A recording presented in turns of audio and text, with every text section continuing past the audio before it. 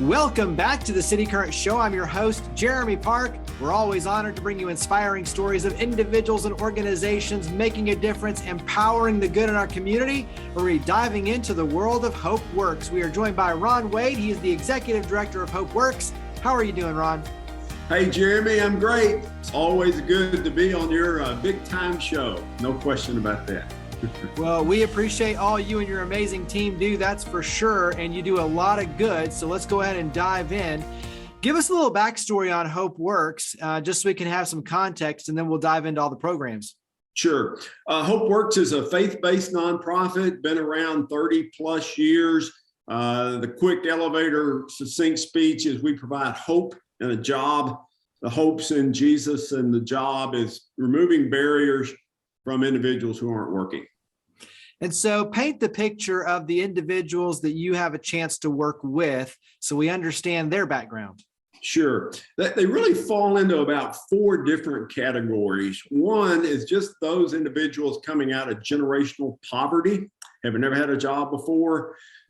Mom and dad hadn't seen watching them getting a job. And so just generational poverty. The second part are those that are lacking a high school diploma. There are about 90,000 individuals in the Shelby County area that do not have a high school diploma.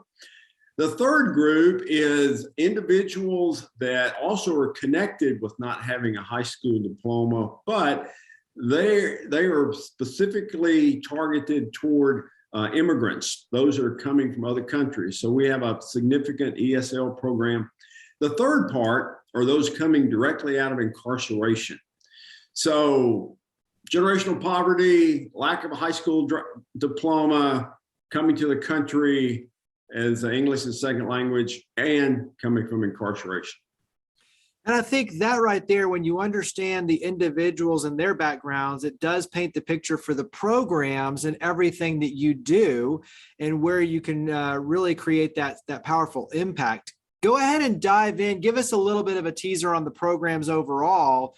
And then I think we'll take some of these different pieces and dive in even deeper. Okay.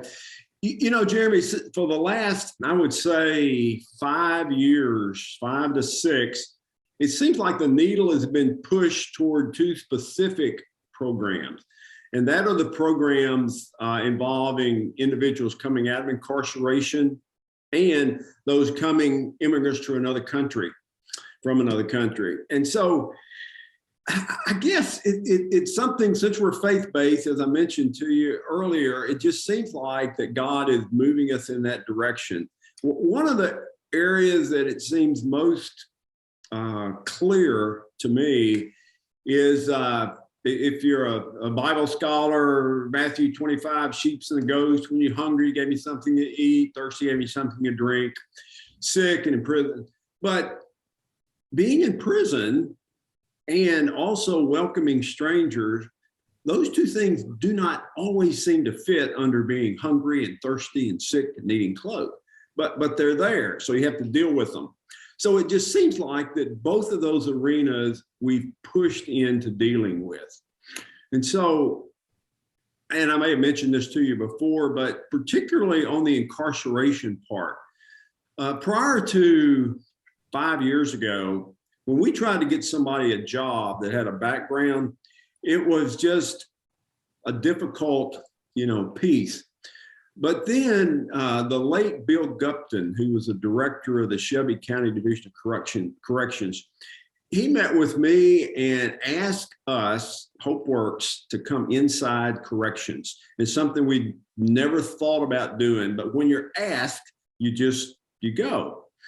And so for the last 5 years, we've been teaching inside, most native Memphians would call it the penal farm, but we've been teaching inside corrections, kind of a pre-release part. And so it's just kind of making relationships and soft skills, how to get along with a difficult boss, how to work with a team, dress right, talk right, work right, all that kind of stuff.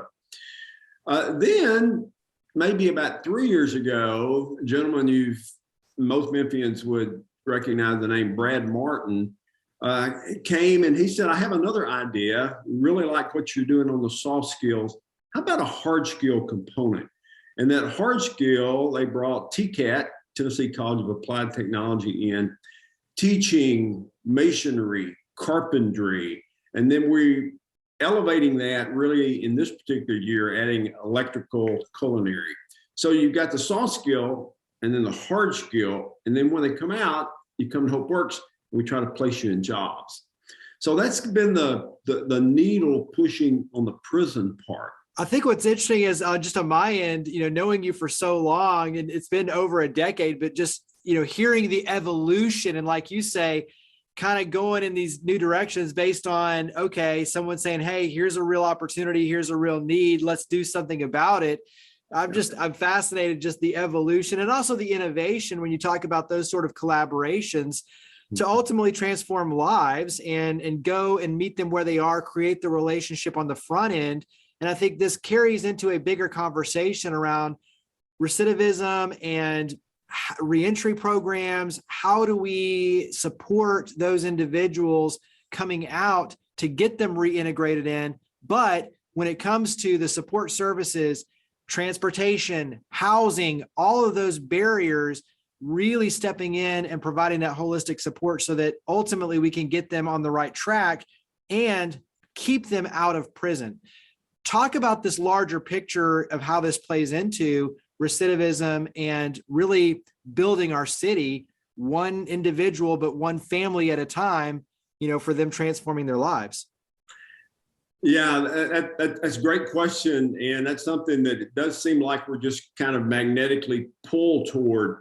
I heard recently a stat that 97% of everybody who's incarcerated will come back, into the neighborhood. So it's no longer them, it's them and us. And so you have to think through that. And so that there are significant barriers. Another really humbling stat is that very few individuals that are incarcerated get visits, from families. And so one of the things that we've also been pulled to is trying to really recruit and train and recognize mentors to go inside. Evidence-based study says 31% of individuals who are incarcerated that get a visit, that'll improve their recidivism rate. And recidivism, those numbers are all over the board. Nationally, I've heard up to 64%. State of Tennessee, I've heard 46%. Shelby County, even 32%, even lower. One of the things as we try to learn more, and it's one of those things, Jeremy, that the more you learn, the more you realize how little, you really know. And that's kind of the part, I guess, that really keeps us humble. But I remember several years ago talking to a class and saying, how many of you have a place to stay when you get out? And then most all the hands would raise up. There'd be some that wouldn't raise up. And then I'd say, well, how many of those places are good places in the sense that there's no firearms? Because if you're a felony, you can't be around a firearm, you sit sent back. Or drugs are good places, and most all of them go down. And so this whole issue of housing became a major factor. So really, I think for the past 2-3 years, we've been working with a housing halfway transitional house in really a significant way. And probably, Jeremy, I'm not able at this time because we've got attorneys involved with it and everything's not signed and dotted. But I feel like in the next 2 weeks to 30 days, we'll have a really significant announcement from HopeWorks. It would be like HopeWorks continuing to the next level, which would be providing transitional housing for individual coming out of Shelby County, as well as those in prisons coming back. So that's really pretty exciting. Absolutely. And I think it just, once again, it shows, okay, we're going to do whatever it takes, looking at the big picture, all these things that keep you humble and realize, okay, we don't know, we got to step in and let's do this for all the right reasons. I think I want to go back to something you said too, when you talk about what keeps an individual out of prison. And I think it boils down to relationships. And when you talk about mentorship and, role modeling and things like that, ultimately it's, does someone care about that person? If they don't feel like they have anyone who actually cares, then they are going to go down the wrong path. If they feel like ultimately there are people who care, who love them, who want them to be successful and will do whatever it takes to help them be successful, that relationship ultimately is the root of what transforms their life. And so I think for us as a community, we have to understand the big picture of empathy, respect, understanding, but ultimately care. And when we care and show kindness to these individuals who've gone through a lot, who have a lot of trauma that they're dealing with in their childhood and adulthood, if we can step in and pour in, that's where the needle really starts to turn in the right direction. Right. Carry that forward into how we can help HopeWorks, because you do a lot and there's a lot of ways we can play a role. How can we play a role in helping you? Yeah, that's a great question. Not only on the prison piece, let me answer that by also bringing in an immigration part. That's something that we didn't see at all. When we moved to our new location on Summer about 4 years ago, one thing we did not expect was a highly influx of immigrants. In fact, we're close to the Binghamton area, and I've been told there are more immigrants in Binghamton than any other place in Shelby County. So we've got individuals coming to HopeWorks. In fact, it's almost hard to get a parking space because of all the individuals that are there. And they're there to learn English so they can get a better job and provide for their families and all of that. But that relationship piece that you're talking about is so crucial, because not only was someone who's incarcerated would like to see someone who really cared about them and was not looking to get something from them. It's the same thing with someone coming who doesn't speak the language, and they also just thrive on having someone who will pay attention and listen to them. So both of these groups, mentors, we call them faith encouragers, they walk alongside and try to remove these barriers. Because if you don't have somebody, a team with you, then the chances of success are just really marginal. And we found that. So relationships is key. We try to form them inside corrections. So when they come out and they come to HopeWorks, it's not an introduction. It's, oh yeah, I've seen you, I've seen instructors, and everything is a welcoming extended part. Someone who will have confidence, in them. Yeah, I love it. Obviously, financial contributions, you do annual events. Talk about some of the other ways we can play a role in your efforts. Yeah, Jeremy, and you have helped in the past in a lot of ways by suggesting speakers. I remember Bill Strickland was an incredible speaker. Remember Gregory Boyle, several of them are just really terrific.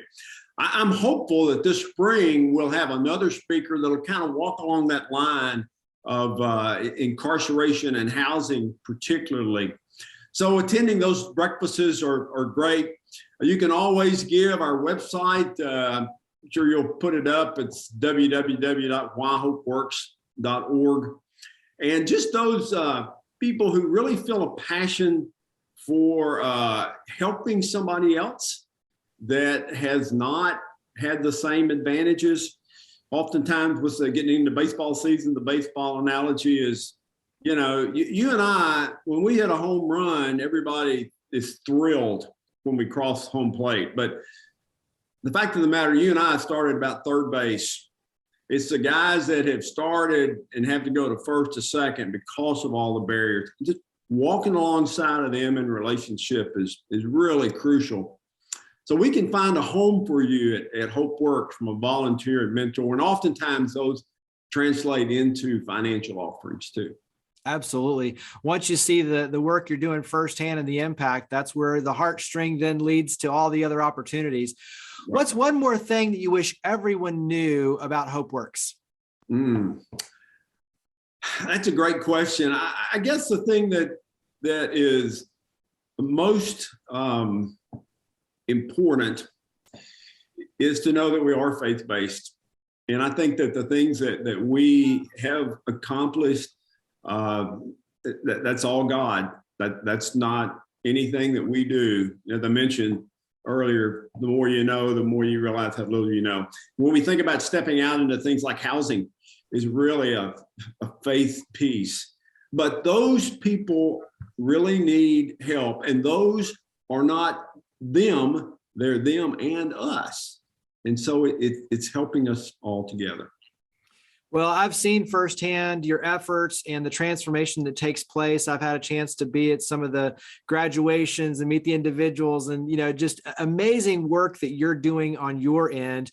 And you've been doing it for so long, you and your team. And so absolutely amazing. Wrap up again with website, where we can go to learn more about HopeWorks.